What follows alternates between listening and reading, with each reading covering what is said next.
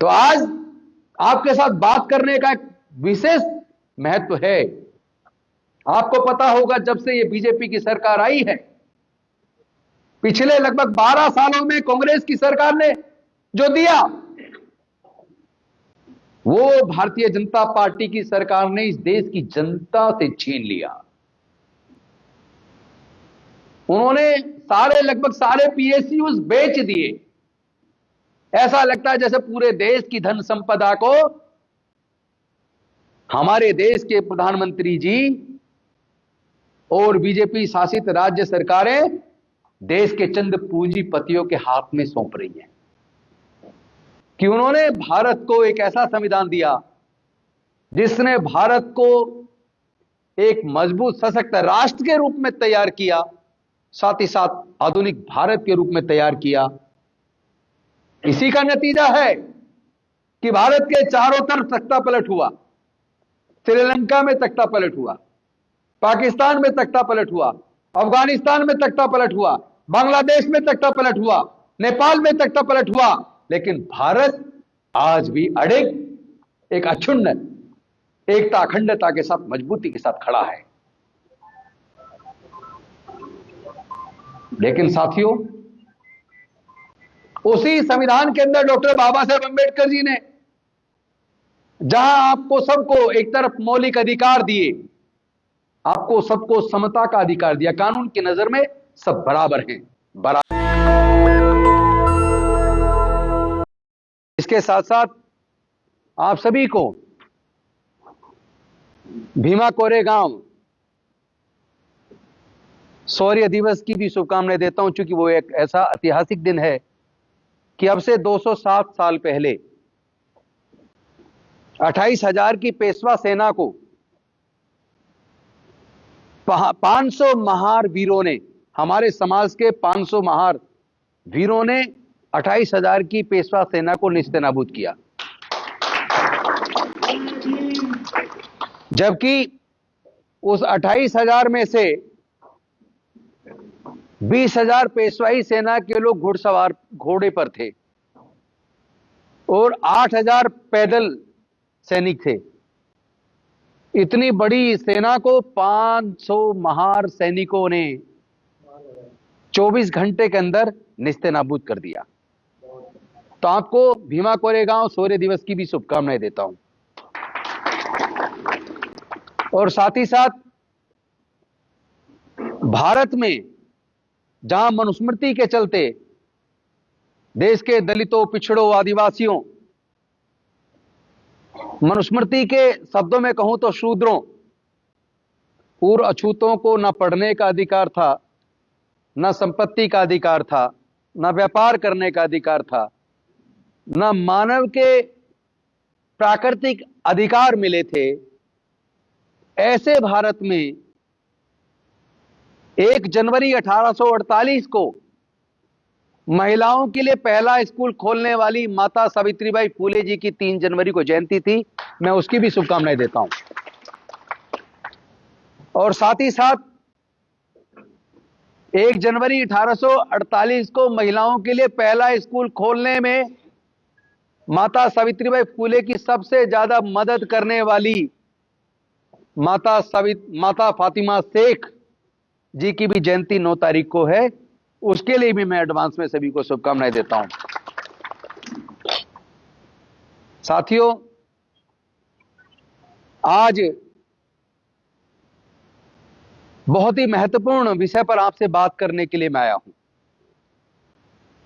और जो बात मैं आपसे करना चाहता हूं वही श्रोताओं से भी करना चाहता हूं, कि जो फेसबुक से मेरे से जुड़े हैं वो आज की इस चर्चा को ध्यानपूर्वक विस्तार से सुने और देश में कांग्रेस जन, एक छोटे से छोटे कांग्रेस के सिपाही से लेकर केंद्रीय स्तर तक के बड़े से बड़े नेतृत्व से भी निवेदन करूंगा कि वो मुझे जरूर सुने। साथियों, आप सब जानते हैं भारत में आजादी की जो लड़ाई लड़ी गई, उस लड़ाई को का नेतृत्व कांग्रेस पार्टी ने किया और उस लड़ाई को लड़के जीतने के लिए लाखों लोगों ने कुर्बानी दी, लाखों लोग जेल गए।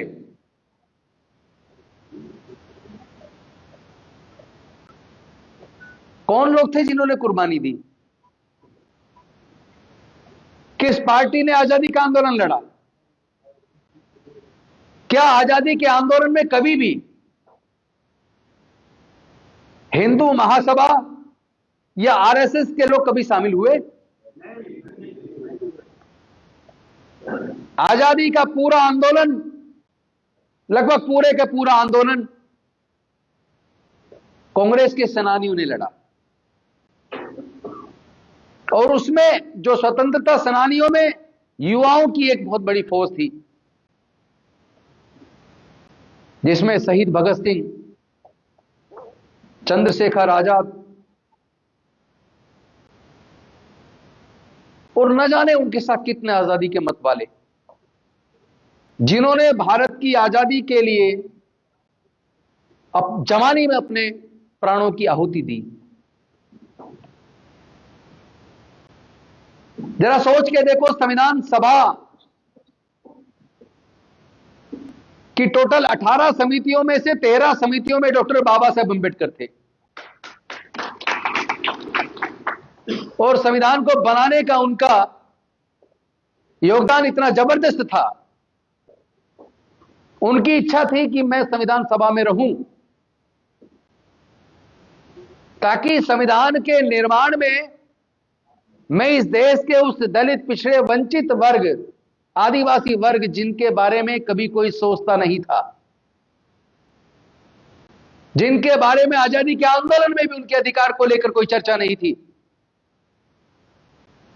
जब संविधान बने तो मैं संविधान बनाने का हिस्सा बनूं ताकि उन लोगों को कुछ दे पाऊं।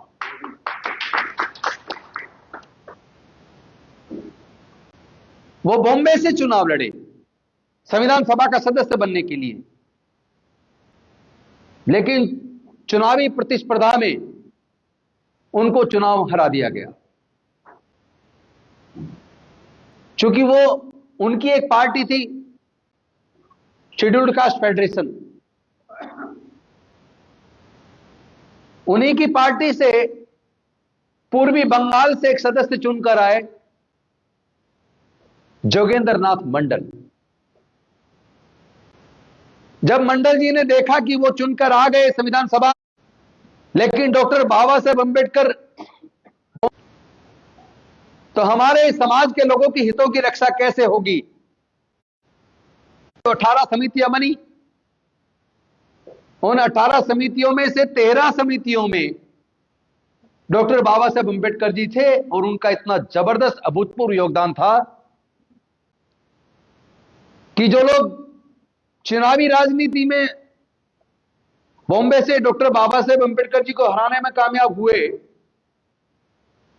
उन्होंने भी इस बात को एहसास किया और इस बात का लोहा माना कि डॉक्टर बाबा साहेब अम्बेडकर जी की संविधान के ऊपर जो पकड़ है,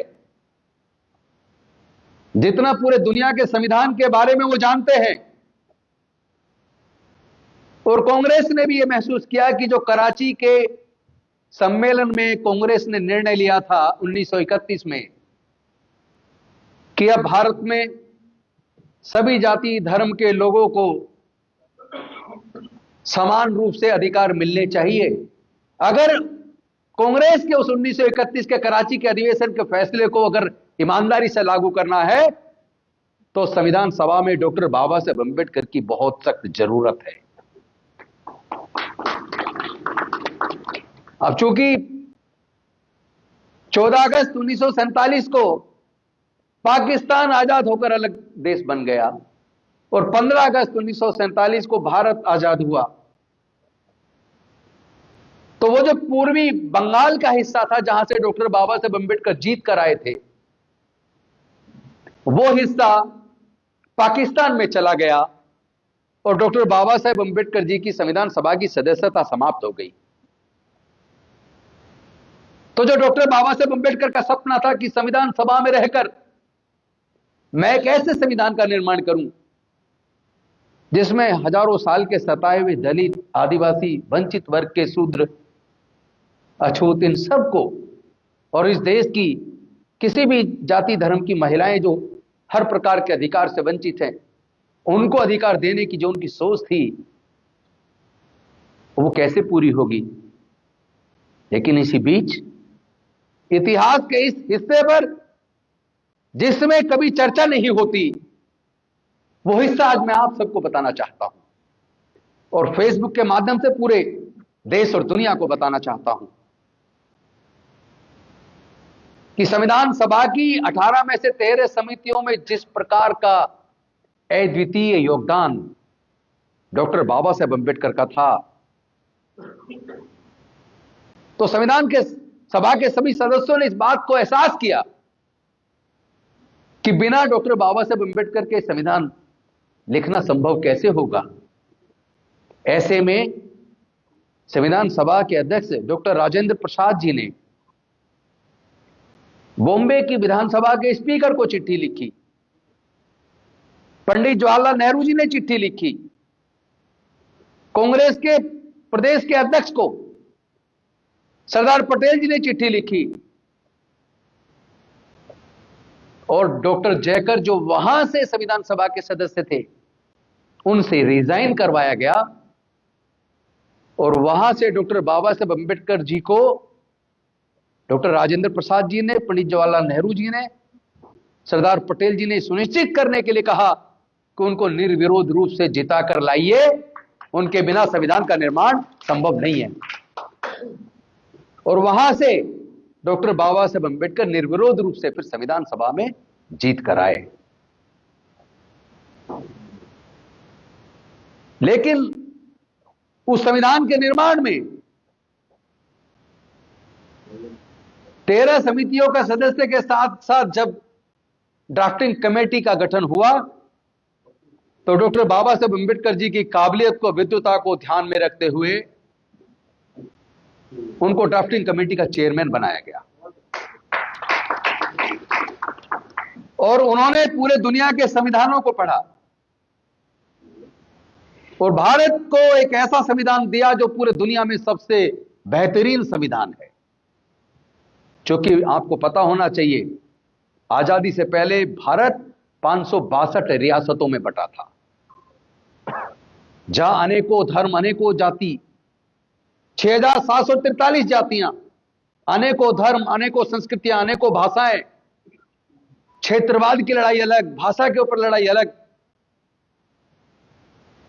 ऐसे भारत को, एक विविधता भरे देश को एकजुट करके एक संयुक्त, एक मजबूत राष्ट्र के रूप में निर्मित करना और उसको भी अंधविश्वास, पाखंडवाद से बाहर निकालकर एक आधुनिक भारत के रूप में तैयार करना, यह अपने आप में बहुत बड़ा चैलेंज था।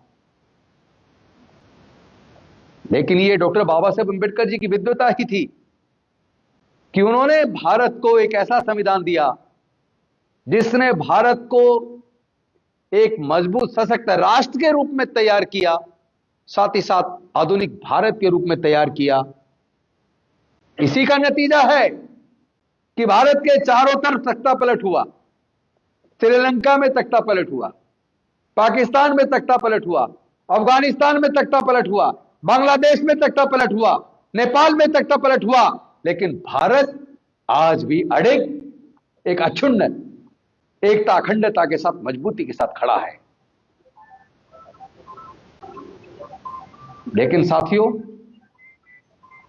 उसी संविधान के अंदर डॉक्टर बाबा साहेब अम्बेडकर जी ने जहां आपको सबको एक तरफ मौलिक अधिकार दिए, आपको सबको समता का अधिकार दिया, कानून की नजर में सब बराबर हैं, बराबरी का अधिकार दिया, आपको स्वतंत्रता का अधिकार दिया, कानून की नजर में सब स्वतंत्र हैं और स्वतंत्रता व समानता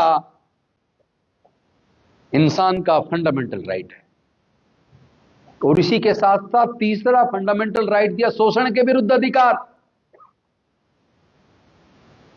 14 फंडामेंटल राइट दिया, भारत के लोगों को अपने धर्म के प्रति आस्था और उपासना, अपने धर्म का प्रचार प्रसार, उसका भी अधिकार दिया। और इसके साथ साथ शिक्षा एवं संस्कृति का भी अधिकार दिया। इसके साथ साथ छुआछूत यानी अछूत, अनटचेबिलिटी और बॉन्डेड लेबर को पूरी तरह बैन कर दिया। और जो चीजें संविधान सभा ने मौलिक अधिकार के रूप में स्वीकार नहीं की, उसको उन्होंने राज्य के लिए नीति निर्देशक तत्व में डालकर राज्य सरकारों को, केंद्र सरकारों को निर्देश दे दिया कि भविष्य में आप ऐसा करें कि काम के अधिकार को एक तरह का फंडामेंटल राइट बनाए कि सभी को काम का अधिकार मिले, सभी को समान काम के लिए समान वेतन मिले, सभी को क्वालिटी हेल्थ और क्वालिटी एजुकेशन मिले। और इसके साथ साथ देश के प्राकृतिक संसाधनों में केंद्र व राज्य सरकारें समान रूप से सबको हिस्सेदारी, भागीदारी दें।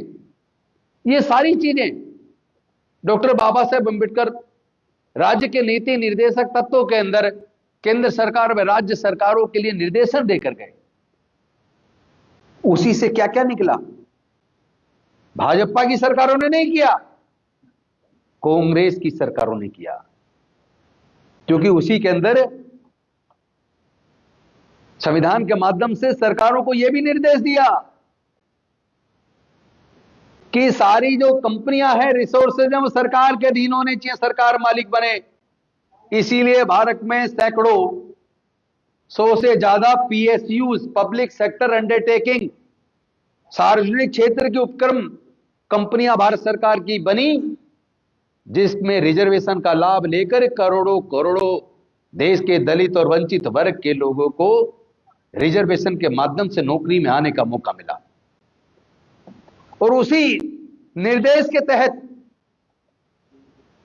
जुलाई 1969 में, शायद 14 जुलाई या 17 जुलाई है, 1969 में जब इंश्योरेंस कंपनी और बैंक पूरे तरह प्राइवेट होते थे, तो 14 बड़े बैंकों का राष्ट्रीयकरण इंदिरा जी के टाइम पर हुआ और वहां भी हमारे लाखों लोगों को नौकरियां मिली। उसी निर्देशों का पालन करते हुए यूपीए सरकार के अंदर राइट टू एजुकेशन एक्ट बना, कंपलसरी और फ्री एजुकेशन 8th क्लास तक। वैसे तो जितना पढ़ना चाहे वहां तक फ्री होना चाहिए, यह हमारी मांग है और हम इसके लिए लड़ेंगे। उन्हीं निर्देशों के तहत भारत सरकार ने कांग्रेस के ही टाइम पर यूपीए की सरकार में सूचना का अधिकार मिला कि भारत सरकार या राज्य सरकारें जो भी कर रही हैं, जो भी खर्च कर रही हैं, जो भी दे रही हैं, हर चीज की जानकारी पाने का अधिकार भारत के नागरिकों को मिलना चाहिए। और सूचना का अधिकार मिला। 10 रुपए की फीस लगाकर आप पूरे देश की किसी भी सरकार से कोई भी जानकारी प्राप्त कर सकते हैं।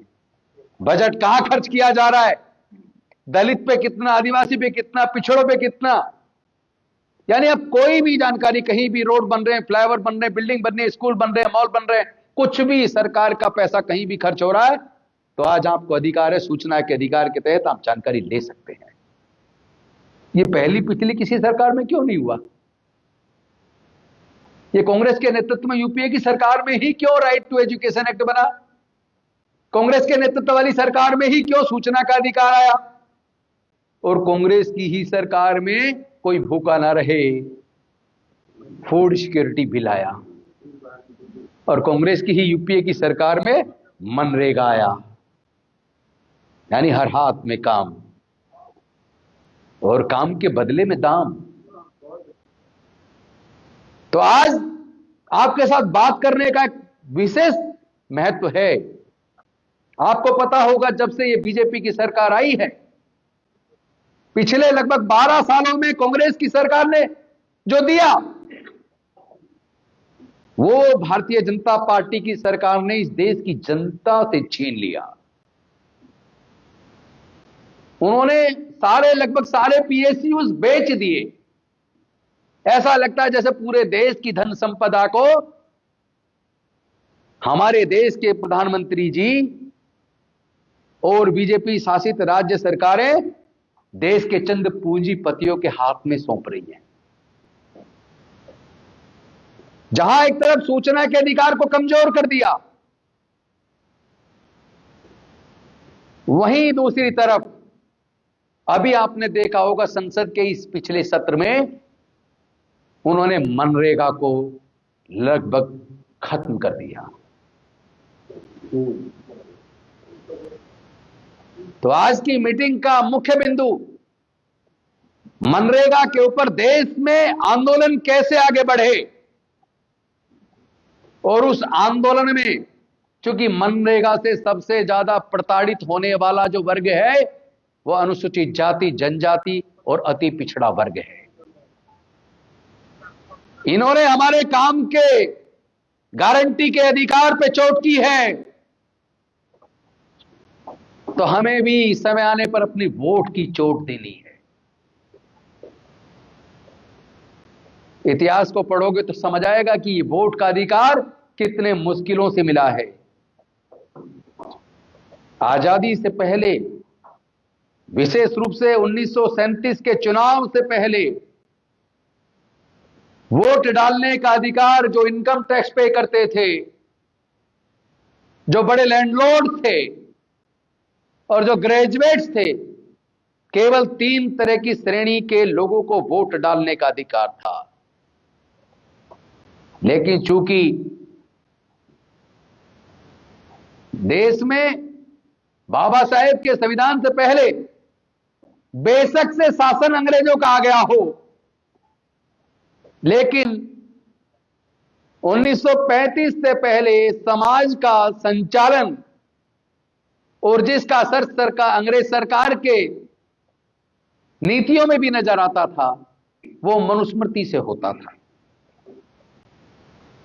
मनुस्मृति ने इस देश की महिलाओं, इस देश के दलितों, शूद्रों अछूतों के पढ़ने पर, संपत्ति रखने पर, व्यापार करने पर धार्मिक बंदिश लगा के रखी थी। लेकिन डॉक्टर बाबा साहेब अम्बेडकर जी के अथक प्रयास से, उनके जीवन के लंबे संघर्ष से और साथ ही साथ 1931 के कांग्रेस के कराची के अधिवेशन में पास किए गए प्रस्ताव की वजह से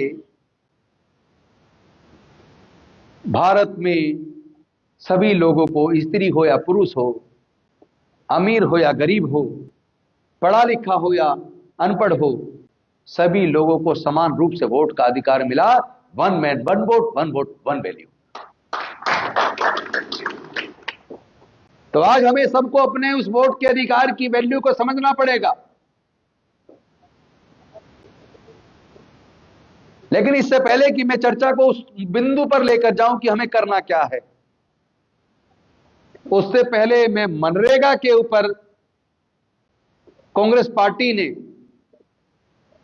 एक बहुत बड़ा निर्णय लिया है, और वो निर्णय केवल कांग्रेस के लिए जरूरी नहीं है, वो निर्णय आपके और हमारे आने वाले बच्चों के भविष्य के लिए बहुत जरूरी है। वो निर्णय और वो लड़ाई और वो आंदोलन इस देश के दलितों, इस देश के आदिवासियों, इस देश के पिछड़ों और इस देश की महिलाओं के लिए बहुत जरूरी है। वो आंदोलन की शुरुआत 8 जनवरी से आंदोलन शुरू होगा और 8 जनवरी 2026 से 25 फरवरी 2026 तक चलेगा। मैं आप सबसे निवेदन करना चाहता हूं, और आज ही 3 बजे मैंने जूम पर पूरे इंडिया के एसटी डिपार्टमेंट की मीटिंग रखी है। तमाम राज्यों के हमारे कोऑर्डिनेटर्स, प्रदेश अध्यक्ष प्रदेशों की टीम जुड़ेंगी। उस मीटिंग के माध्यम से मैं उन सबको भी आह्वान करना चाहूंगा कि ये एक तरह के आजादी का, दूसरी आजादी का आंदोलन है। फिर से कुर्बानी का समय आ गया है, फिर से डॉक्टर बाबा साहेब अम्बेडकर चाहिए, फिर से गांधी चाहिए, फिर से जवाहरलाल नेहरू चाहिए, फिर से शहीद भगत सिंह चाहिए, फिर से चंद्रशेखर आजाद चाहिए, फिर से जोगिंद्रनाथ मंडल चाहिए, फिर से बुद्धप्रिय मौर्य चाहिए, फिर से बाबू जगजीवन राम चाहिए, फिर से इंदिरा गांधी चाहिए।